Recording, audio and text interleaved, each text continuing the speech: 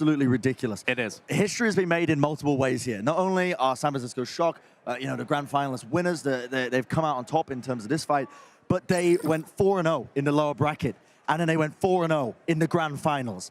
This record will probably never be broken again. I want to put that in perspective. This is how absurd it is. This map record that we have witnessed in the playoffs will probably never be broken again. We have witnessed history here today. The San Francisco Shock's map wins, in the matches that they have won, over 70% of them have been clean sweeps where they have given up not a single map to their opponents. Over 70% of their wins, they have not given up a map. I challenge anyone in the rest of the Overwatch League ever to match that kind of dominance. It's absurd. 20 maps in a row, and at the end of it all, they hold the trophy. They walk away with a $1.1 million. But today was full of so many amazing moments. I want to go down the line here, guys. What were your favorites? All right, should I just go first? Sure. Kick us off, Zoe. All right. Okay, I gotta pick this one. It has to be Eichenwalde, the last 20 seconds, Rascal switching over to that Pharah, they going in with the pharmacy, and somehow they make it work.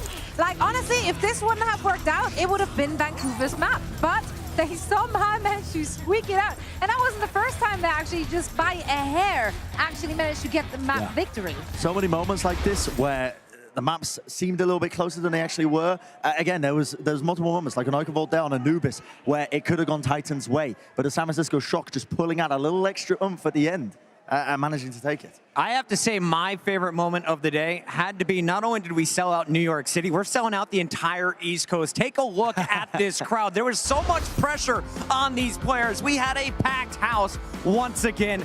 We did it in New York, here in Philly. I felt the crowd was louder than ever. And it seemed like a lot of them were back in the Shock tonight. Absolutely, and the Shock rose to the challenge. They looked nervous on stage in terms of the players, but that did not translate into their play. They didn't crumble for a single moment. They leapt up and just grabbed it.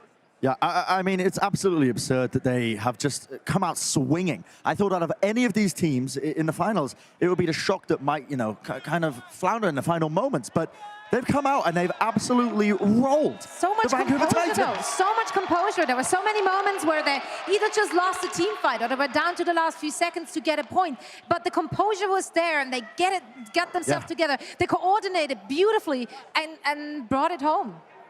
We got to talk about some of the players in the back line today, Bren. I was constantly looking at the Doomfist, right? I'm a Doomfist player, but you were calling out some of the big plays from the back line. What do you see from some of the supports? I think Moff is probably the best Lucio we've ever seen this year, I think, so far. I'm not going to say of all time. It's been some contestants in that regard, but Moff has individually performed so well. Multiple moments where he's just been able to save his team with these boops. Again, he's keeping an eye on Sominsu the entire time. He knows it's the win condition for him, goes in for the boops, gets it off. He's such an intelligent player, just in multiple ways, and he sets his team up for success so subtly in the background. I just wanted to put a little bit of a spotlight under him because, again, a lot of people, they don't take into account how much of an impact a lot of these support players have. But Moff, the San Francisco Shock would not be in this position without him. And Josh, of course, we got to give credit to the coaching staff. You've always highlighted how strong Krusty is for a coach, and it looked like today they pulled out some pocket plays, some pocket strats they've been hiding all season. Tell me about this Chandelier Bastion. Did you ever see this coming? No, this was ridiculous as well. That's a rocket jump onto the top and just sets him up for the perfect sight lines. What on earth is this? But from a more general perspective as well, just the San Francisco Shock's coaching staff are absolutely transcendent. Oh, ridiculous. This is the best coaching staff that we've seen at all in Overwatch up to this point. Obviously, it's a young esport. It has a lot of room to grow as well. But Krusty, Junkbuck, 9K, the guys that have been coaching this team came in and had a crafted plan for every single map, making substitutions that we'd never seen before, and just wiped the floor with Vancouver. San Francisco Shock outclassing their opponents from top to bottom. There were some close maps, but at the end of the day, it's a 4-0, and in a big part due to our player of the match presented by Omen. It's none other than the great Sigma, ChoiHyoBin. He was crushing on D.Va all throughout the regular season. Now he's in here popping off on this Sigma. Is there anyone better on this hero than ChoiHyoBin? I mean, no. And what I love the most about this is that he progressively found his footing Yep. Excuse for the Wow. pun, but still. But it's true though. Like at the beginning, he looked a little shaky. He had to figure Sigma out, and he did so in an insanely great fashion. Oh, it's like absurd. he mastered that hero towards the end of the playoffs. He revolutionized the way D.Va was played during the triple tank, triple support meta. He revolutionized the way that his Hog was played around with his team. And now he's done it on Sigma. This guy might be one of the best off-time players we've seen of all time.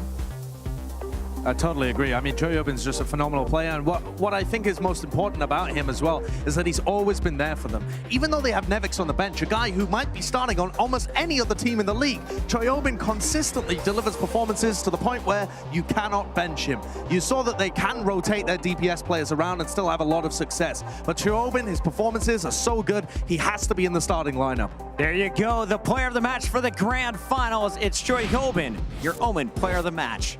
Fantastic stuff to him. Congratulations to that man. But I want to talk big picture here because the San Francisco Shock, they finished the regular season at the #3 seed. They had the best map count, though, amongst all teams. And looking at this roster, you talked about guys like Nevix. You saw Rascal and Architect come off the bench throughout this grand finals. Is this the strongest roster we have seen in Overwatch League history? I think it might be, honestly, if you consider the coaching staff part of this roster as well. Yeah. Because what we're seeing with the San Francisco Shock, people looking at it's like an iceberg. The 10% at the top, that's the team that you're seeing on the stage. The 90% is the prep being put in by the coaches. Krusty, 9K, Junkbot. You got to shout them out by names because they have put in insane amount of preparation.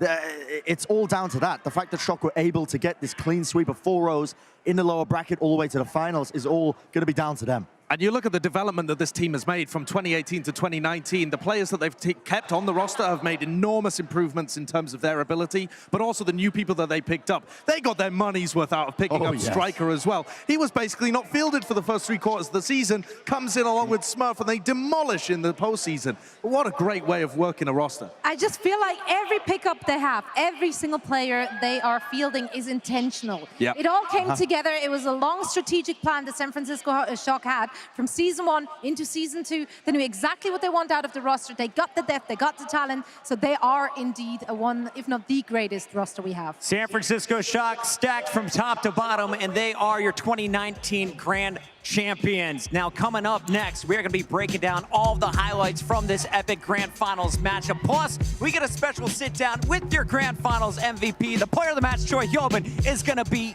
right here on the desk. Don't go anywhere. This is the Watchpoint Post Show, and we'll be right back.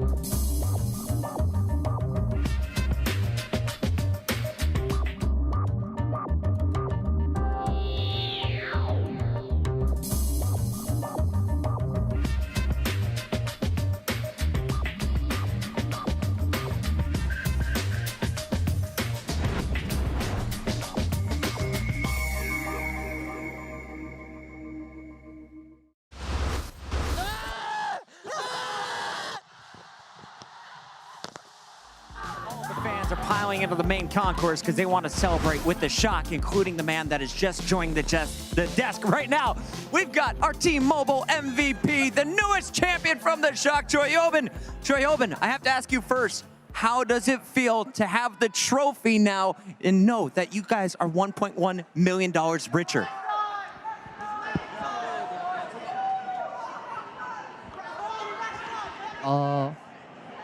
저희가 플레이오프 처음에 한 번 지고 나서 좀 많이 힘들었는데 이렇게 좀 다시 좀 잘해져서 이렇게 우승한 거가 정말 기쁩니다. Right, so Choi says that he's really happy because they lost 1 playoffs, and after that they came here and then they got stronger and they actually won the whole thing. So he's really grateful and thankful, and he's very, very happy. So I do wonder, we always see the Shock being very confident in interview situations or any kind of videos and public statements. Is that an actor serving to maybe hype them up, or are they truly believing that they are that good? 아무래도 센촉을 좀 보자면은 좀 원래 좀 되게 자신감이 많은 것 같아요. 이게 뭐 경기 내에서든 밖에서든 뭐 인터뷰를 할 때든 모든 센촉 뭐 선수들이 거의 다 좀 자신감이 많은 것 같은데 그게 좀 어떻게 좀 무섭거나 아니면 좀 두려움을 좀 이겨내기 위해서 극복하기 위해서 좀 그런 세게 말하는 건지 아니면 원래 좀 그렇게 자신감이 많은 팀인지. 원래 막 처음에 1세지 때는 막 그랬던 원래 막 처음에 1세지 때는 그랬던 게 아닌데 이제 점점 스크림이나 이제 경기를 이제 이기면서 저희가 자신감을 되게 많이 받았던 것 같아요. 그래서 이제 지금 이제 그랜드 파이널에 와서 이제 그 자신감을 많이 표출했던 것 같아요.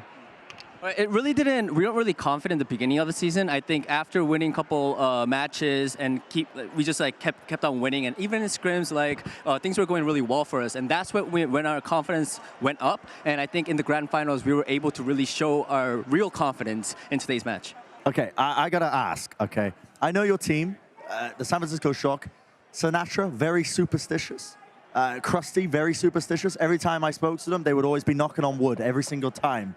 Has that rubbed off onto you? Because it seems like it's just spreading in the team. All right, superstitious. How do you say superstitious in Korean? 그런 거 있잖아요. 이제 막 뭐 이렇게 막 말을 하면은 그대로 안 될 때가 있잖아. 뭐 이렇게 그래서 막 이렇게 미국에서는 그 superstition이라고 하거든요. 그래서 막 나무 같은 데다 이렇게 노크도 하고 이러는데 좀 그런 거를 좀 이제 그런 것 최효빈 선수 좀 그런 걸 좀 배웠는지. 그러니까 노크하는 거죠. 저희 팀이 막 노크 막 그런 거 막 미신 좀 많이 믿고 하는데 저는 좀 안 믿는 편이에요. 그래서 저는 그냥 잘하면 이기고 못하면 지고 그냥 그렇게 생각하고 있습니다. Oh my God, I am so thankful for ChoiHyoBin. I really didn't explain that well, but he got it. So I didn't know what superstition was in Korean. I'm sorry, guys, but yes, he is not very superstitious.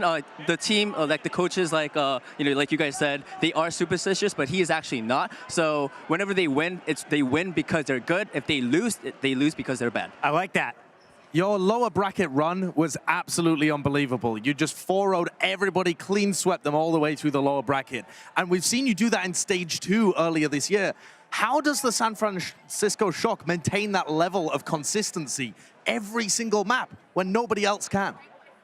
일단 센촉이 제일 좀 놀라운 것 중에 하나가 뭐 스테이지 2도 그랬지만 골든 스테이지였죠. 그리고 또 이번에 플레이오프를 들어오면서도 다 모든 경기를 거의 4대 0으로 다 한 세트도 주지 않고 거의 다 이기시게 되는데 어떻게 해서 쭉 그렇게 좀 잘하는 모습을 보여줄 수 있었던 건가요? 저희 팀이 막 좀 3대 0 됐을 때 그때 좀 많이 해이해질 때가 많은데 이제 그때 이제 좀 집중을 많이 해서 그래서 4대 0을 좀 많이 만들어낼 수 있었던 것 같아요. It's really our mentality, it's our focus. Usually our team, it's easier to slack off once you go up to 3-0. But we realize the importance of, keeping our focus, maintaining our focus in game to finish off really strong with the 4-0. So that's how we always were able to get 4-0s. All right, I do have one last question here, and I want to ask you, ChoiHyoBin, is there anyone you want to give a shout out to, anyone that's been cheering you on all season long? Do you want to answer this in English? 이거 방금 알아들으셨나요? 그러니까 마지막으로 한 분을 특정 한 분에게 좀 너무 고맙다. 항상 고마움을 표시하고 싶은 분이 계시다면 누구? 영어로 갑시다. 크로시. The coach. 도해. Because I was so bad at the beginning the playoff, but he just believed me and I improved. So I'm proud of Krusty. I would say you improved. You are our MVP, thanks to Coach Krusty. ChoiHyoBin, give it up for him, guys, one more time. Your player of the match, your T-Mobile MVP. We're going to let you go celebrate with the team, and a big shout-out to Danny Lim, our insider, for the translation. For now, though, we got to get to the highlights because today was jam-packed with amazing Overwatch moments. Let's take a look at some of the best ones. It all started on Lijiang Tower, and Sinatra made his impact felt immediately. It was the Shock first to the point, and they consistently pushed back the Titans. And I'm not a big fan of the way that the Titans started this entire match. Running Twilight on the Brigitte set them back. They tried to shut down Striker and Sinatra, but it just doesn't work. And the Titans were winning the default neutral game anyway. but the fact that they'd set themselves so far behind in terms of the ult economy really came back to bite them. However, on that second round, I do feel like the Vancouver Titans kind of turned it up a notch, and at least Haxel did. He went away from this map really trying his darnest to make it work for his team, and it was really, really close at the very end there. But again, Janu goes over to the Wrecking Ball, and they're making these hero swaps that I don't think you would normally see from them. Call it out, Brett. Again, another one from Moff. These boosts were happening all game long, clutching it for his team. They would have lost that round if he didn't hit that. He would have, their entire team would have died from that Death Blossom, but still Moff making these plays day in, day out. This entire squad is just amazing to watch because the way they work together, it's so well. I mean, there's rarely teams like this in just sports histories where the chemistry is there and the strategy is there and the mechanical skill is there and they're able to pull off plays like this. It's just ridiculous. I'll be honest, I didn't see a whole lot of weaknesses in Vancouver's game. The Shock were just simply stronger. I do have to give a big major props to everyone on the coaching staff to have so much faith in Rascal and Architect. Yep. They got the job done, and it wasn't just on two heroes. These guys had to pull a lot out. Yeah, no, I think there is just so much flexibility on the San Francisco Shock. Individually, on all of those players, they do have deep hero pools, but also as a team as a whole. They can take very different strategies and execute them to perfection. One of them being that Mei and Bastion, which just looked phenomenal when they were on it. It was so hard to get them off a payload. Yeah, I absolutely love this strategy, though, from the San Francisco Shock. Bringing in Rascal, bringing in Architect on maps they're not normally playing, because they know the win condition for Vancouver Titans a lot of the time is going to be Haxel playing that Doomfist. What better way to force him off than playing these Bastion compositions? Yeah. When you know that Haxel has to play the Mei to counter you, he's not going to have the same impact. It's ingenious by the San Francisco Shock. And the Vancouver Titans really should have been spending almost all of their prep time just before this grand final on figuring out how to break those Bastion comps, because that was what they struggled with against New York as well in the upper bracket final. But Vancouver here set a great time themselves, but when it came to the overtime, they crumbled again to the Bastion Pharah composition. Looking at Temple of Anubis, I saw some great plays out of Somin Su. I was actually watching the numbers. At one point, he was double Striker's damage in the game. He had a fantastic run on the attacks as that Reaper for the Titans. But the Shock, every time we counted them out, they just come storming back, boys. A lot of times, these games, you look at the kills, the eliminations, and that should tell you the tale of the way the match went. Not in this case. The Vancouver Titans, they set some very good times, some very good runs, but the Shock are just a little bit better when it comes to adapting in these final few moments. Yeah. A little bit surprised, actually, that Shock didn't run the Bastion on point A defense, and I think it nearly cost them the map. But again, they're just so clutch. They are clutch, and they're so patient, and I think that just makes them such a dominant force. It's really, really hard when you technically think that your opponents are already out, and then they somehow very slowly edge their way into those last teamfight moments and come out victorious. Now, Zoe, were you worried at all for the Vancouver Titans when they picked this map, Gibraltar? Because it was a surprise for me to see them go up against a team that is 9-0 on this map throughout the 2019 season. I was worried, but I would have been, I think, worried on every single map, because I don't think Shock has looked terribly bad on any of the maps we still have in the pool. Yeah. So honestly, with those two teams, it was more of a, are you picking to your own comfort zone, or are you trying to outplay your opponent? I don't think you can pick against your opponent. So here you just have to count on what you're good at. And they have been looking good on Gibraltar. Yeah, this was, honestly, I mean, in many ways, the nail in the coffin, wasn't it? The final map in the series at the time, we didn't notice. But looking at them fail to deal with this Bastion composition again, I said to myself, if they can't deal with this composition on this map, it's going to be over at this point. And despite Vancouver Titans putting up an admirable, offense as they did push it towards nearly the end, it's just not enough when they can't figure out the game plan. They couldn't adapt on the fly. Something that we've, heralded the Vancouver Titans are being so good at throughout this entire season. They couldn't do it in the grand final. At the end of it all, you can see Violet coming in, 13 final blows, 43 coalescence kills using that Moira ultimate, who is a rock star throughout all of the playoffs. But Choi finishes 44 final blows, some of the best stats we have ever seen on Sigma. Josh, I do want to ask you, we saw a lot of highlights, but I want to dig deeper. What insights do you have for us tonight? Well, I'm going to go through Anubis, right? Because the way that we set this up was that the San Francisco Shock probably shouldn't have won this map. So how on earth did they get it done? They really struggled on point A, got down to the final 20 seconds just before they were able to capture it. And my insights powered by Intel is going to run through what happened after that. So I'll just set it up for you again. The Vancouver Titans were the first team to attack. They set a blistering pace, capturing both with 1.5 minutes still left on the clock. Now you look at the San Francisco Shock, and it took them the full 4 minutes to be able to capture point A. They aren't looking great here. This is their first push. So what are they going to do? This team is going to attempt to push down the middle whilst having Sinatra flanked from the other side. And the Vancouver Titans should, again, win this first fight. They have Slime's sound barrier. Tizzy's going to get up to his ultimate as well, and they'll have the supercharger to be able to work with, but they get overrun. You can see them come in here and they set up some pressure, and it happens onto Tizzy. And the miscommunication happens a little bit here as well. Their Lucio has been blasted away from the fight, so Slime doesn't have the sound barrier. He just got destroyed and blasted off in this kind of direction. And Tizzy isn't really aware of this. You see him back up, and he places another barrier. Now, this barrier means that he's expecting to fight at this location, because otherwise his shield is going to be on cooldown. But without the Lucio there, he really isn't able to. And they slowly pressure him back, and Smurf is actually coming forward because he has to turn around, and he gets overwhelmed. And this is what the casters were talking about in this fight. He goes to use his supercharger and gets taken out during the animation, so he doesn't have that available. But throughout it all, we actually saw Haxel being the first death. So what happened over here? It's Striker in the backlines, and he's just not prepared for it. This slip up in teamwork and communication from the Vancouver Titans opens the tiniest little doorway for the San Francisco Shock.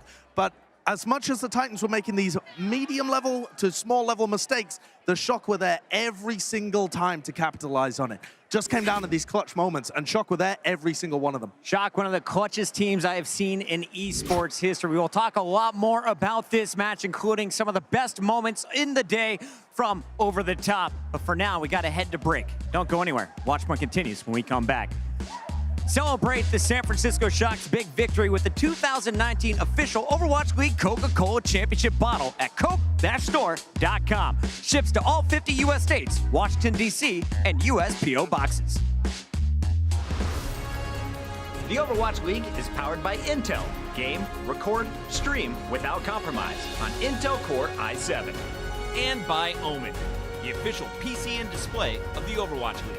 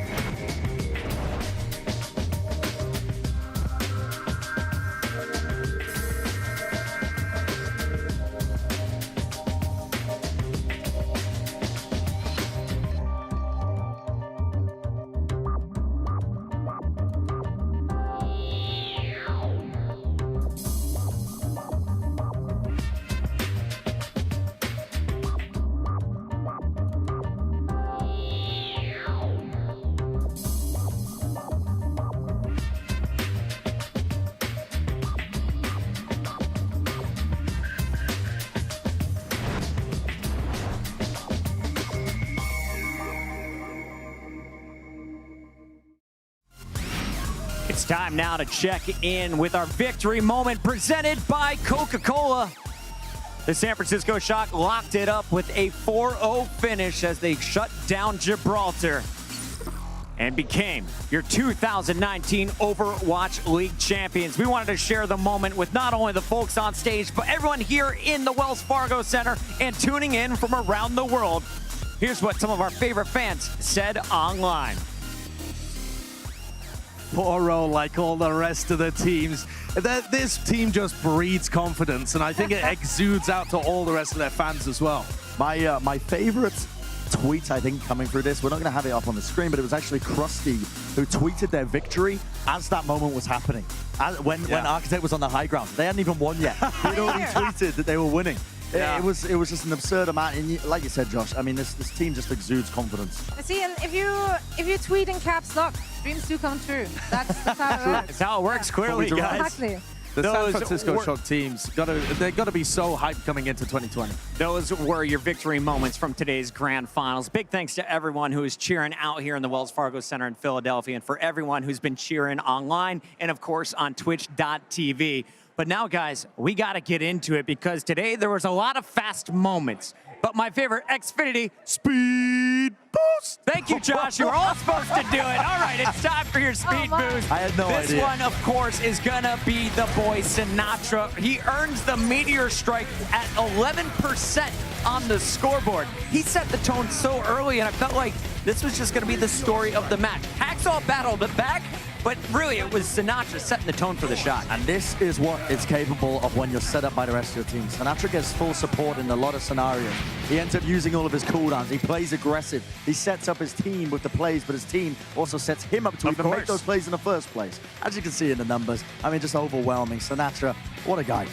Yeah, huge performance by him, but also by the other duo of DPS that came in throughout this match too. What's most mental about that opening picks by Sinatraa too is that Twilight was playing the Brig to try and counter him, and they just evade him, squiggle away, you ain't shield bashing me. I mean, Vancouver Titans really tried to shut Sinatraa down. We saw that specifically in round 2 on Lijiang Tower, that they specifically went for him. Haksal did get that pick, but then still, they didn't quite manage to keep that up for the entirety of the match. So, yeah, well played, Sinatraa. Big shout out to Sinatraa and the Shock. That was your Xfinity speed boost, but we got to talk about the team on the other side of the stage tonight. It was the team that came in undefeated through our playoff bracket. Your #1 team in your regular season rankings with just 3 regular season losses. The Vancouver Titans, I think, are a squad definitely to be aware of, and you got to be maybe afraid of them coming into 2020 because this loss is going to fuel this team. I think despite going down 4-0 in these grand finals, we have to talk about the fact that the Vancouver Titans were an expansion team. They're a new franchise team.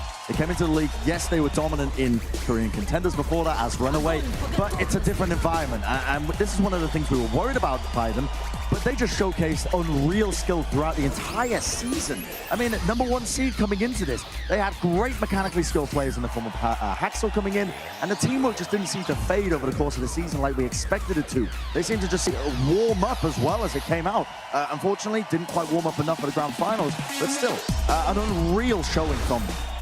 Yeah, I think the Vancouver Titans are looking great for the future as well. They've been able to adapt to every meta. They've been the only other team in 2019 to come close to the San Francisco Shock as well. It really has been a 2-horse race for the majority of this season. Insane rivalry, just not quite here on the day. So who are you most excited to see from the Titans coming back in 2020? I mean, Bumper, I love Tizzy. I think Tizzy brought a lot to the team, and he played phenomenal in those playoffs. However, I miss Bumper's energy, and I miss his aggression and all those funny moments we had with him, because throughout the season, even though they were dominant, they played around as well. Shock never took the foot off their gas pedal. However, Vancouver Titans, they had fun with it. They had some fun. It was absolutely great to watch that. I definitely think they'll be in contention for the 2020 title. For now, we say goodbye to the Titans. And this season has been filled with so many over-the-top moments. Today, we had to stretch it a little bit further. We're going with our top 10 countdown of our favorites. Let's start here at number 10. The dude, Defran. Over the top with the help of his Lucio Massa. Atlanta became fan favorites. They topped our Twitch Cheerbits leaderboard with plays like this. Yeah, let's go, dude. This was, what I think, setting the kind of picture of where we would be seeing with Defran. I mean, making these crazy plays, being such a exciting personality to watch.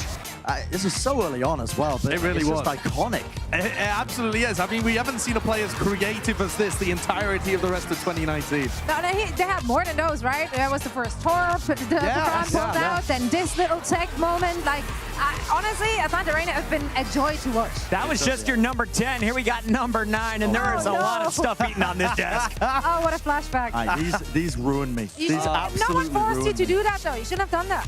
Yep, fully aware. So many people. Were they feeding burritos? This was very disgusting. This was even more disgusting. Oh, yeah. Why did you brought that back? Yeah, we had birthday cakes. Happy some birthday, punches. Bren! Yep. Got him! Cakes. Oh, happy birthday, Malik! Oh, how lovely! Another decoy cake. Oh, we got him again!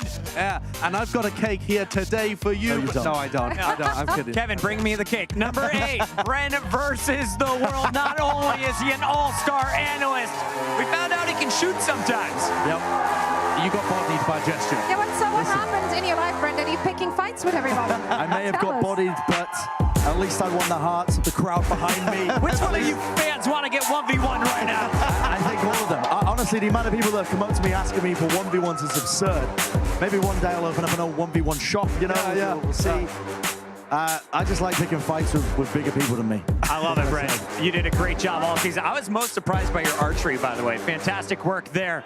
Let's keep it moving here. No one wants to see the butching barber. At number 7, it's Titans, who started the season perfect. 19 straight victories, including our Stage 1 title to enter the league. And that still remains the longest match win streak of all time in the Overwatch League. I mean, we talk about the San Francisco Shock being so dominant, but so were the Titans. This is a phenomenal franchise. What I love about this is that there was so much hype coming into this league for this team. Everyone knew Runaway and what they can bring to the table, and they delivered.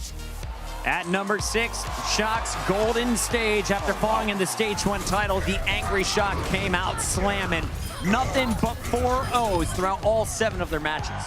Something we didn't talk about as well is, I mean, they got the golden stage, but here in the playoffs, they got a 20-map win streak as well. The golden lower bracket. They beat their own win streak Wow. in the playoffs. I mean, this team is just ridiculous. I can't believe the dominance of them. 4 times 7 is 28.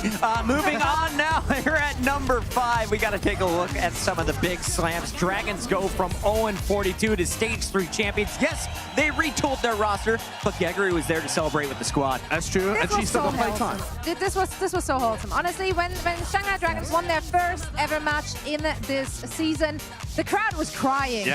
Like, that's how intense it was. I mean, It was wild. This team, they've just gone...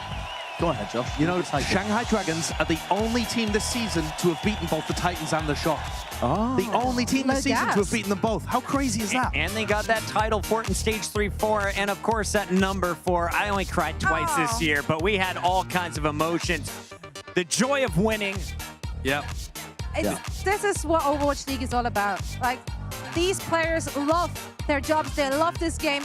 They love putting on the show for you every single day on stage, and I could be more grateful that I can watch this. And they put it all out there as well. Everything is just taken out onto the stage. At number 3, it's not every day you see all 6 members of the opposition killed by one hero, and we got it a few times.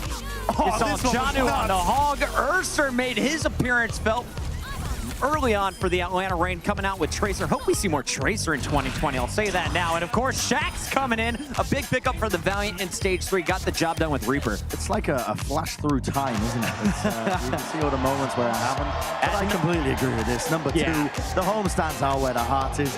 This is one of the defining moments for me, was actually when the Dallas Fuel walked out. The entire crowd of 5,000 people were cheering OG's name. And similarly in every other homestand as well. This is going to make this league coming into 2020. Yeah, I'm pretty sure the crowd here at Philadelphia is going to be excited for the Fusion to come home as well. That's going to be $50 million arena to play in. Not a bad spot to do it. Yeah, that ain't bad at all. The homestand model next year is just going to be absolutely phenomenal. So many incredible moments throughout 2019. But none top what we witnessed today. The San Francisco Shock. Many of the journalists, all of our analysts called them to be the favorites. Achilleos and I were wrong, but the Shock win it all. The 4-0 as they earn the crown as 2019 grand champions. Yeah, pure and utter dominance. That is the San Francisco Shock, and it was an absolute joy to watch them through the entirety of this season. Just, you know, never really stopping. They grinded hard, and they deserve this victory. I love this team. I love the rebuild process they went from 2018 to now. The goal was always to be there in the finals. The goal was always to win it all, and they did it in style.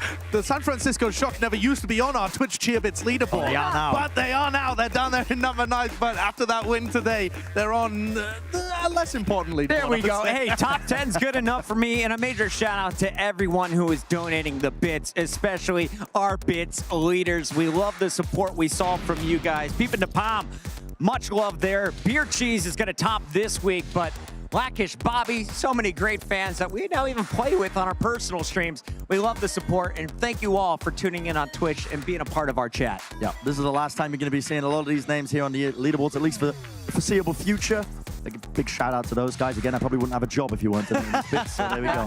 All right, there you have it. Well, with the 2019 Overwatch League season in the rearview mirror, it's time for us to take a look back in a favorite segment of ours, called Hindsight. I want to kick it off here today because I learned a lesson in the 2019 season.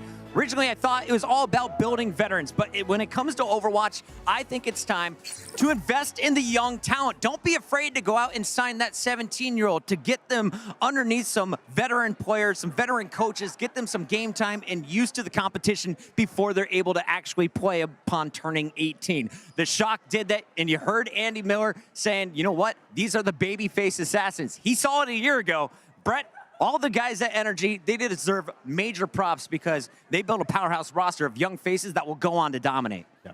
Couldn't agree more. Now, my hindsight this year is everyone can beat everyone. Honestly, don't let any team go under the radar. We had so many great upsets this season and last season too, actually. So don't rest on your laurels. Always come in prepared. You will need it because we have such a stacked competition in this league that you really don't want to go out against one of the, let's say, bottom teams when really they're playing on such a high level, can't even really call them that. And as I learned, they say in sports ball, any given Sunday. There you go. That it? There we go. I'm America now. I'll get your green card in a moment, don't Nice. worry. I got it in the back. But my hindsight is going to be something that I'm going to call out, nobody in particular, but there's been whispers, you know, people have been making the claims, the narrative that, you know, the South Korean teams are going to be the most dominant across all of the board or across the entirety of the Overwatch League. But what we've seen is actually quite the opposite. The mixed rosters are where it's at these days. The mixed rosters, San Francisco Shock, have proven you don't need this entire squadron to be from one particular region or the other. You can have a global roster in the form of the San Francisco Shock here at the Grand Finals. I mean, they proved it. Philly more than last anyone. year, absolutely. Philly last year as well, yeah. And there's still a lot of talent still remaining in the Tier 2 scene as well. You take a look at the roster that just won today. Smurf was picked up out of contenders. Rascal went down into contenders and got brought back up as well. There is still a wealth of talent. The entirety of the Vancouver Titans as well. The league has still got a lot of room to grow. And looking forward to 2020. Anybody out there who's a fan of a team that didn't do that well this year, there is still a lot of great talent out there for people to pick up. It's been a fantastic year, and that is going to do it for us here on Watchpoint. I know I speak on behalf of everyone here at the desk when I say that 2019 has been an absolutely amazing year. We saw new teams and players take the league by storm. Records were broken, stars were born, and rivalries were renewed. Plus, our epic homestands gave us a taste of what the 2020 season will have to offer us. The year has been filled with so many incredible moments that it's impossible for us to cover them all, but they wouldn't have been anything if not for you guys, our fans. Your love for Overwatch inspires us to continue to take this league to new heights, and our fans are truly the best of us. So on behalf of everyone here at the desk and everybody behind the scenes and at the Blizzard HQ, thank you all for the love and support all season long. In 2020, the Overwatch League is hitting the road, so get ready to put on for your home city. We end our night with a final major congratulations to the 2019 Overwatch League Grand Finals champions, the San Francisco Shock. In just 133 days, this team will be ready to defend their title. We look forward to bringing you all those matches kicking off next February.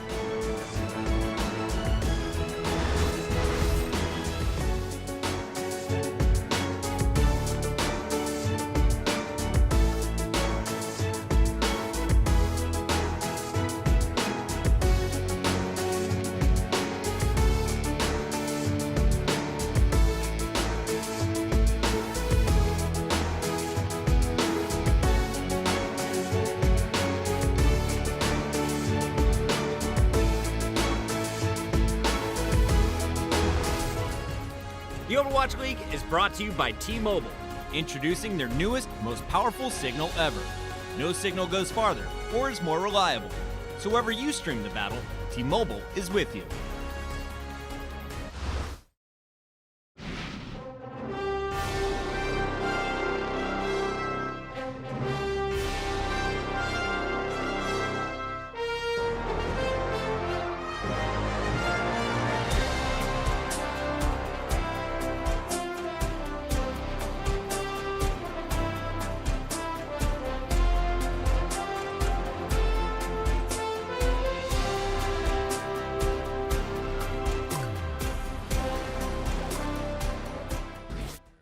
Again, most of our majority of our roster